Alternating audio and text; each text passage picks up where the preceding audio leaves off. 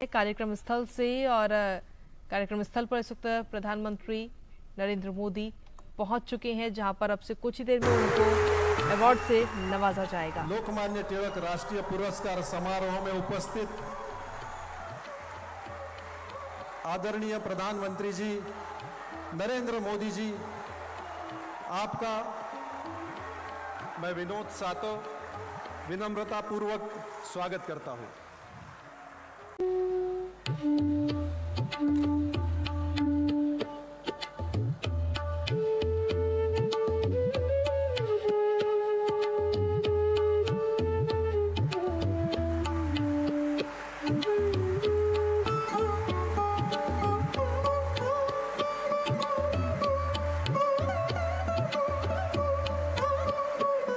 धन्यवाद।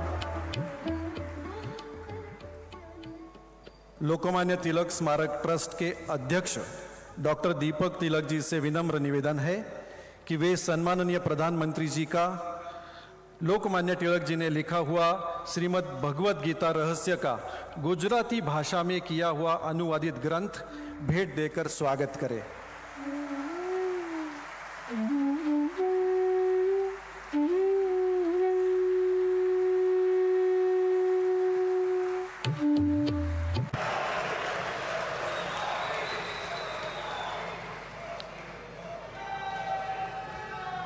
लोकमान्य टिळकां जी आज 103वी पुण्यतिथी आहे।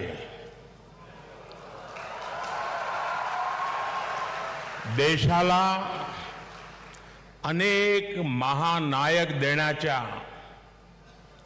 महाराष्ट्राच्या भूमीला मी कोटी कोटी वंदन करते।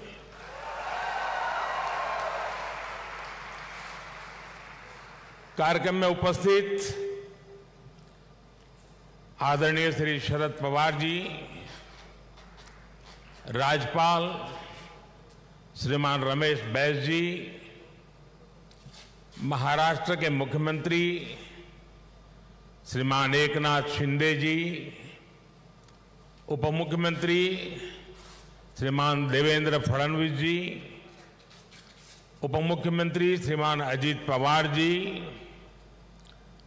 ट्रस्ट के अध्यक्ष श्रीमान दीपक तिलक जी, पूर्व मुख्यमंत्री मेरे मित्र श्रीमान सुशील कुमार शिंदे जी, तिलक परिवार के सभी सम्मानित सदस्यगण एवं उपस्थित भाई और बहनों,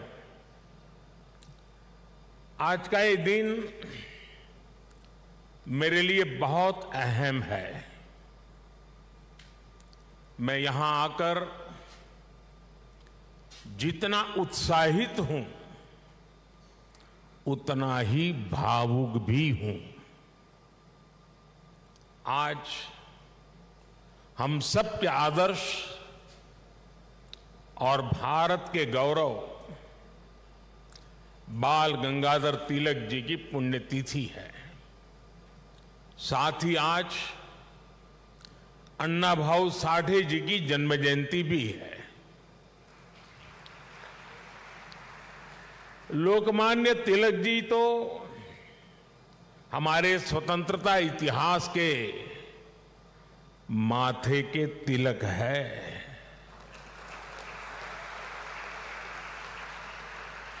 साथ ही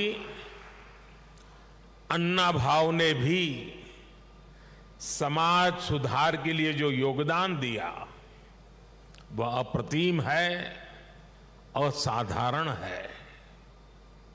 मैं इन दोनों ही महापुरुषों के चरणों में श्रद्धापूर्वक नमन करता हूं।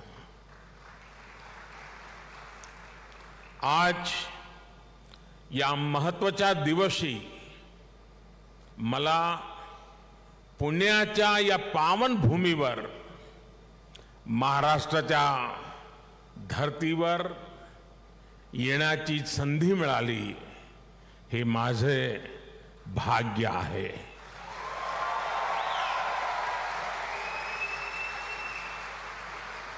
ये पुण्य भूमि छत्रपति शिवाजी महाराज की धरती है। ये चाफेकर बंधुओं की पवित्र धरती है। इस धरती से ज्योतिबा फुले, सावित्रीबाई फुले की प्रेरणाएं और आदर्श जुड़े हैं। अभी कुछ ही देर पहले मैंने दगड़ू सेठ मंदिर में गणपति जी का आशीर्वाद भी लिया। ये भी पुणे जिले के इतिहास का बड़ा दिलचस्प पहलू है। दगड़ू सेठ पहले व्यक्ति थे जो तिलक जी के आह्वान पर गणेश प्रतिमा की सार्वजनिक स्थापना में शामिल हुए थे।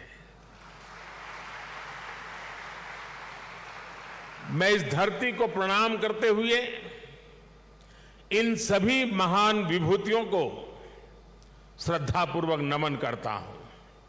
साथियों, आज पुणे में आप सबके बीच मुझे जो सम्मान मिला है, ये मेरे जीवन का एक अविस्मरणीय अनुभव है। जो जगह, जो संस्था सीधे तिलक जी से जुड़ी रही हो, उसके द्वारा लोकमान्य तिलक नेशनल अवार्ड मिलना मेरे लिए सौभाग्य की बात है। मैं इस सम्मान के लिए हिंद स्वराज संघ का और आप सभी का पूरी विनम्रता के साथ हृदय से आभार व्यक्त करता हूं। और मैं ये भी कहना चाहूंगा, अगर ऊपर ऊपर से थोड़ा नजर करें तो हमारे देश में काशी और पुणे दोनों की एक विशेष पहचान है। विद्वत्ता यहां पर चिरंजीव है, अमरत्व को प्राप्त हुई है।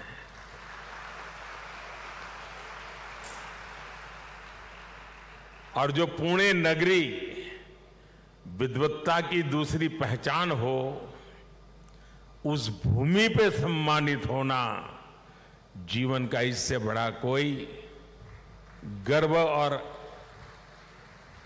संतोष की अनुभूति देने वाली घटना नहीं हो सकती है। लेकिन साथियों, जब कोई अवार्ड मिलता है तो उसके साथ ही हमारी जिम्मेदारी भी बढ़ जाती है। आज जब उस अवार्ड से तिलक जी का नाम जुड़ा हुआ हो तो दायित्व बोध और भी कई गुना बढ़ जाता है।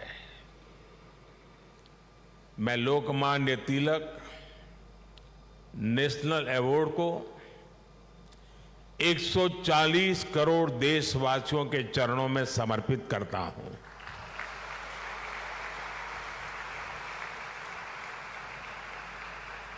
मैं देशवासियों को विश्वास भी दिलाता हूं कि उनकी सेवा में, उनकी आशाओं अपेक्षाओं की पूर्ति में कोई कोर कसर बाकी नहीं छोड़ूंगा।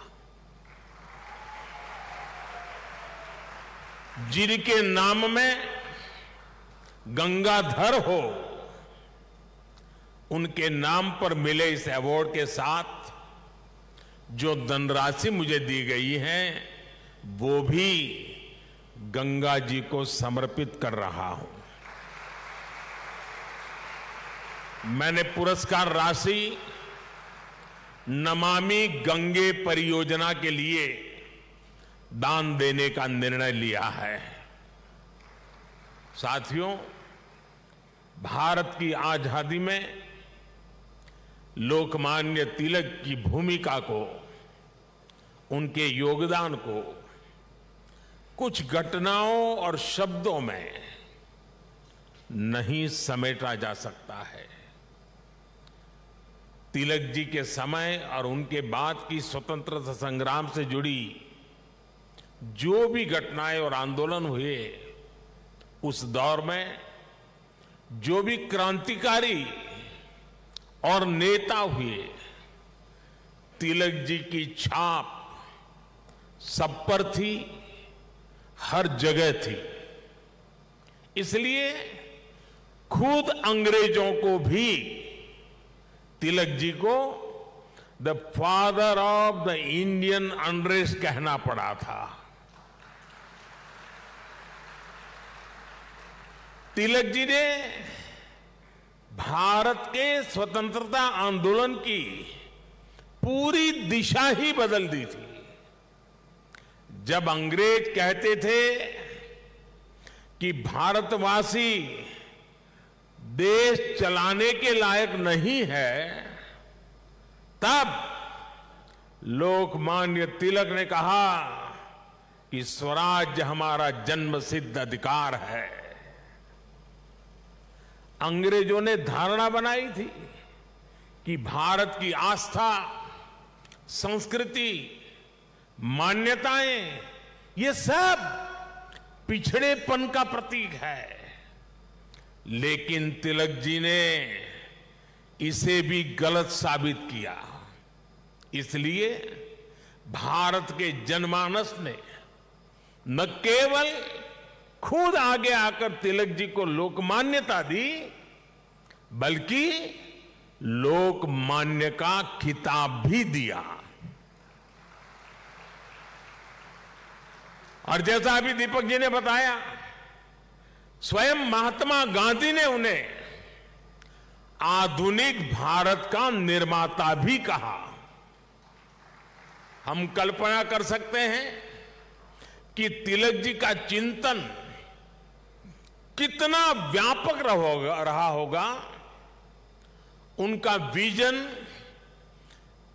कितना दूरदर्शी रहा होगा। साथियों, एक महान नेता वो होता है जो एक बड़े लक्ष्य के लिए न केवल खुद को समर्पित करता है, बल्कि उस लक्ष्य की प्राप्ति के लिए संस्थाएं और व्यवस्थाएं भी तैयार करता है। इसके लिए हमें सबको साथ लेकर आगे बढ़ना होता है, सबके विश्वास को आगे बढ़ाना होता है।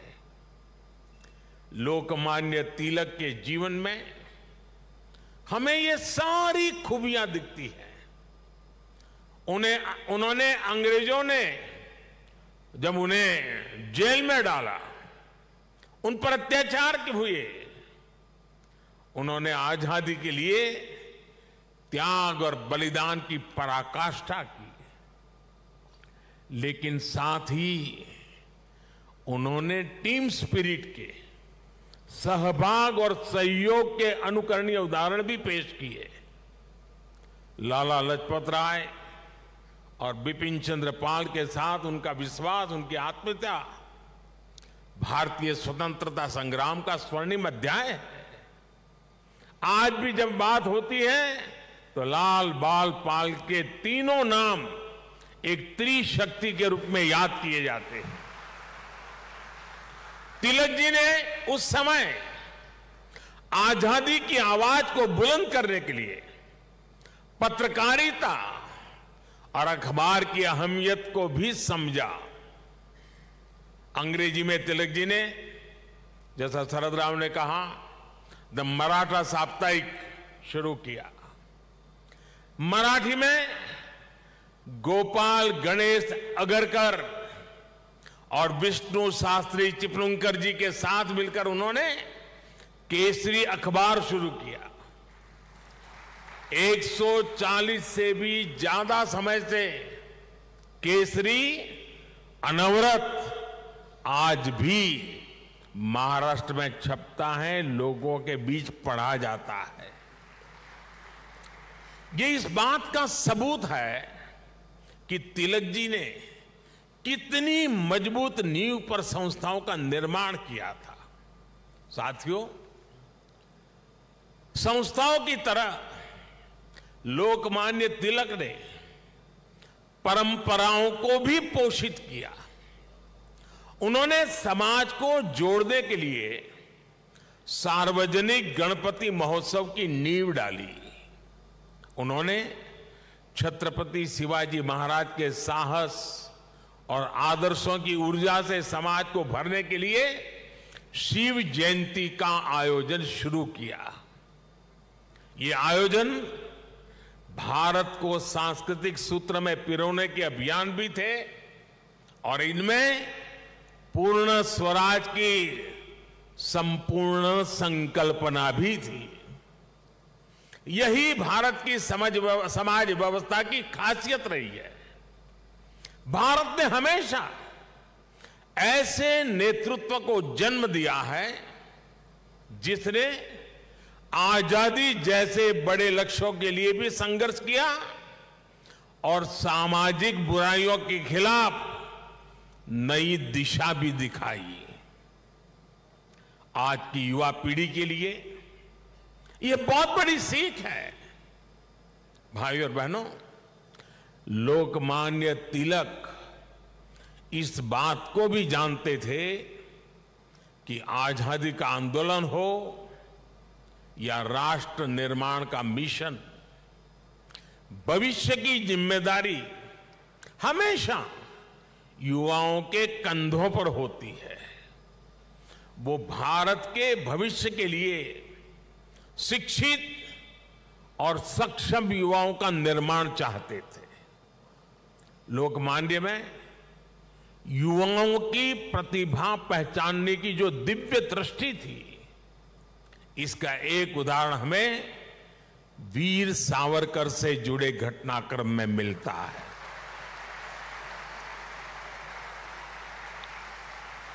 उस समय सावरकर जी युवा थे। तिलक जी ने उनकी क्षमता को पहचाना। वो चाहते थे कि सावरकर बाहर जाकर अच्छी पढ़ाई करें और वापस आकर आजादी के लिए काम करें। ब्रिटेन में श्यामजी कृष्ण वर्मा ऐसे ही युवाओं को अवसर देने के लिए 2 स्कॉलरशिप चलाते थे। एक स्कॉलरशिप का नाम था छत्रपति शिवाजी स्कॉलरशिप और दूसरी स्कॉलरशिप का नाम था महाराणा प्रताप स्कॉलरशिप। वीर सावरकर के लिए तिलक जी ने श्यामजी कृष्ण वर्मा से सिफारिश की थी। इसका लाभ लेकर वो लंदन में बैरिस्टर बन सके। ऐसे कितने ही युवाओं को तिलक जी ने तैयार किया। पुणे में new English school, Deccan education society और फर्ग्यूसन कॉलेज जैसे संस्थानों, उसकी स्थापना उनके इसी विजन का हिस्सा है। इन संस्थाओं से ऐसे कितने ही युवा निकले जिन्होंने तिलक जी के मिशन को आगे बढ़ाया, राष्ट्र निर्माण में अपनी भूमिका निभाई। व्यवस्था निर्माण से संस्था निर्माण, संस्था निर्माण से व्यक्ति निर्माण और व्यक्ति निर्माण से राष्ट्र निर्माण, ये विजन राष्ट्र के भविष्य के लिए रोड मैप की तरह होता है। इसी रोड मैप को आज देश प्रभावी ढंग से फॉलो कर रहा है। साथियों, वैसे तो तिलक जी पूरे भारत के लोकमान्य नेता है, लेकिन जैसे पुणे और महाराष्ट्र के लोगों के लिए उनका एक अलग स्थान है, वैसा ही रिश्ता गुजरात के लोगों का भी उनके साथ है। मैं आज इस विशेष अवसर पर मैं उन बातों को भी याद कर रहा हूं। स्वतंत्रता संग्राम के समय वो करीब 1.5 महीने अहमदाबाद साबरमती जेल में रहे थे। इसके बाद 1916 में तिलक जी अहमदाबाद आए और आपको जानकर के खुशी होगी, उस समय जब अंग्रेजों की पूरी तरह जुल्म चलते थे, अहमदाबाद में तिलक जी के स्वागत में और उनको सुनने के लिए उस जमाने में 40,000 से ज्यादा लोग उनका स्वागत करने के लिए आए थे। और खुशी की बात यह है कि उनको सुनने के लिए उस समय ऑडियंस में सरदार वल्लभ भाई पटेल भी थे। उनके भाषण ने सरदार साहब के मन में एक अलग ही छाप छोड़ी। बाद में सरदार पटेल अहमदाबाद नगर पालिका के प्रेसिडेंट बने, म्युनिसिपैलिटी के प्रेसिडेंट बने। और आप देखिए उस समय के व्यक्तित्व की सोच कैसी होती थी। उन्होंने अहमदाबाद में तिलक जी की मूर्ति लगाने का फैसला किया। और सिर्फ मूर्ति लगाने का फैसला किया नहीं, उनके निर्णय में भी सरदार साहब की लौह पुरुष की पहचान मिलती है। सरदार साहब ने जो जगह चुनी वो जगह थी विक्टोरिया गार्डन। अंग्रेजों ने रानी विक्टोरिया की हीरक जयंती मनाने के लिए अहमदाबाद में 1897 में 1897 में विक्टोरिया गार्डन का निर्माण किया था। यानी ब्रिटिश महारानी के नाम पर बने पार्क में उनकी छाती पर सरदार पटेल ने इतने बड़े क्रांतिकारी लोकमान्य तिलक की मूर्ति लगाने का फैसला कर लिया।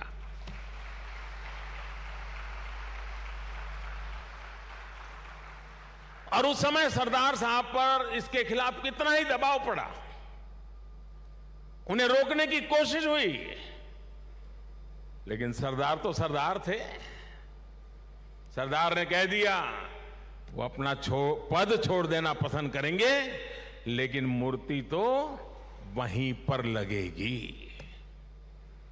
और वो मूर्ति बनी और 1929 में उसका लोकार्पण महात्मा गांधी ने किया। अहमदाबाद में रहते हुए मुझे कितनी ही बार उस पवित्र स्थान पर जाने का मौका मिला है और तिलक जी की प्रतिमा के सामने सर झुकाने का अवसर मिला है। वो एक अद्भुत मूर्ति है जिसमें तिलक जी विश्राम मुद्रा में बैठे हुए हैं। ऐसा लगता है जैसे वो स्वतंत्र भारत के उज्जवल भविष्य की ओर देख रहे हैं। आप कल्पना करिए, गुलामी के दौर में भी सरदार साहब ने अपने देश के सपूत के सम्मान में पूरी अंग्रेजी हुकूमत को चुनौती दे दी थी। और आज की स्थिति देखिए, अगर आज हम किसी एक सड़क का नाम भी किसी विदेशी आक्रांता की जगह कर बदलकर भारतीय विभूति पर रखते हैं तो कुछ लोग उस पर हल्ला मचाने लग जाते हैं।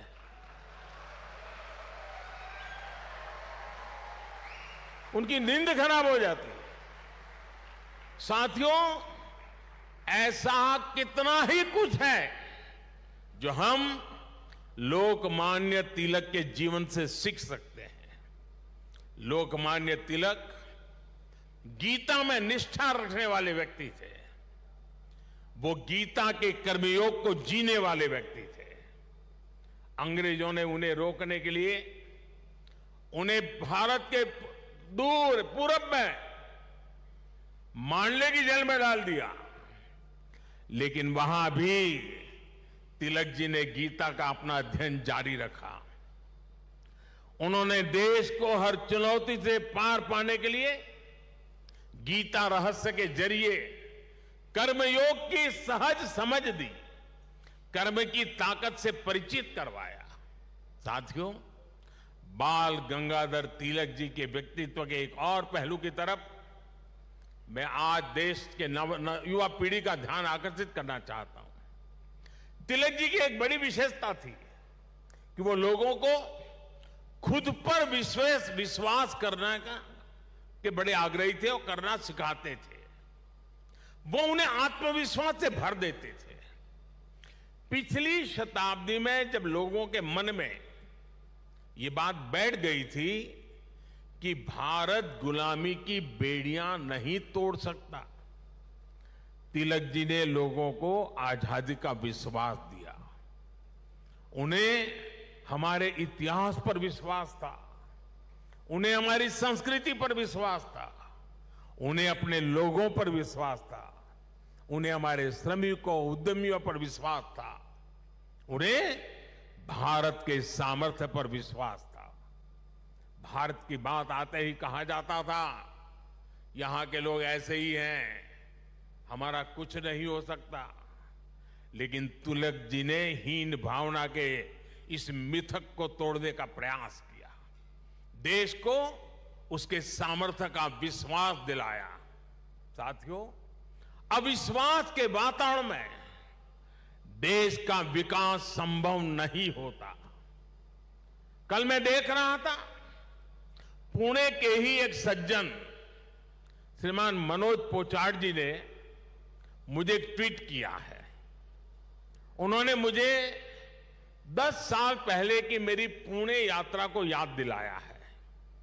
उस समय जिस फर्ग्यूसन कॉलेज की तिलक जी ने स्थापना की थी, उसमें मैंने तब के भारत में ट्रस्ट डेफिसिट की बात की थी। अब मनोज जी ने मुझे आग्रह किया है कि मैं ट्रस्ट डेफिसिट से ट्रस्ट सरप्लस तक की देश की यात्रा के बारे में बात करूं। मैं मनोज जी का आभार व्यक्त करूंगा कि उन्होंने इस अहम विषय को उठाया है। भाइयों और बहनों, आज भारत में ट्रस्ट सरप्लस पॉलिसी में भी दिखाई देता है और देशवासियों के परिश्रम में भी झलकता है। बीते 9 वर्षों में भारत के लोगों ने बड़े बड़े बदलावों की नींव रखी, बड़े बड़े परिवर्तन करके दिखाए। आखिर कैसे भारत दुनिया की 5वीं सबसे बड़ी अर्थव्यवस्था बन गया? ये भारत के लोग ही हैं जिन्होंने ये करके दिखाया। आज देश हर क्षेत्र में अपने आप पर भरोसा कर रहा है और अपने नागरिकों पर भी भरोसा कर रहा है। कोरोना के संकट काल में भारत ने अपने वैज्ञानिकों पर विश्वास किया और उन्होंने मेड इन इंडिया वैक्सीन बनाकर दिखाई और पुणे ने भी उसमें बड़ी भूमिका निभाई। हम आत्मनिर्भर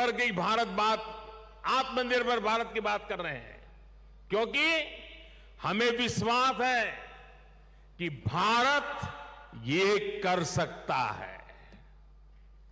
हम देश के आम आदमी को बिना गारंटी का मुद्रा लोन दे रहे हैं क्योंकि हमें उसकी ईमानदारी पर, उसकी कर्तव्य शक्ति पर विश्वास है। पहले छोटे छोटे कामों के लिए आम लोगों को परेशान होना पड़ता था। आज ज्यादातर काम मोबाइल पर एक क्लिक पर हो रहे हैं। कागजों को अटैच करने के लिए आपके अपने हस्ताक्षर पर भी आज सरकार विश्वास कर रही है। इससे देश में एक अलग माहौल बन रहा है, एक सकारात्मक वातावरण तैयार हो रहा है और हम देख रहे हैं कि विश्वास से भरे हुए देश के लोग देश के विकास के लिए कैसे खुद आगे बढ़कर काम कर रहे हैं। स्वच्छ भारत आंदोलन को इस जन विश्वास ने ही जन आंदोलन में बदला। बेटी बचाओ बेटी पढ़ाओ अभियान को इस जन विश्वास ने ही जन आंदोलन में बदला। लाल किले से मेरी एक पुकार पर कि जो सक्षम है उन्हें गैस सब्सिडी छोड़नी चाहिए, लाखों लोगों ने गैस सब्सिडी छोड़ दी थी। कुछ समय पहले ही कई देशों का एक सर्वे हुआ था। इस सर्वे में सामने आया कि जिस देश के नागरिकों को अपनी सरकार में सबसे ज्यादा विश्वास है, उस सर्वे ने बताया उस देश का नाम भारत है। ये बदलता हुआ जनमानस, ये बढ़ता हुआ जनविश्वास भारत के जन जन की प्रगति का माध्यम बन रहा है। साथियों, आज आजादी के 75 वर्ष बाद देश अपने अमृतकाल को कर्तव्य काल के रूप में देख रहा है।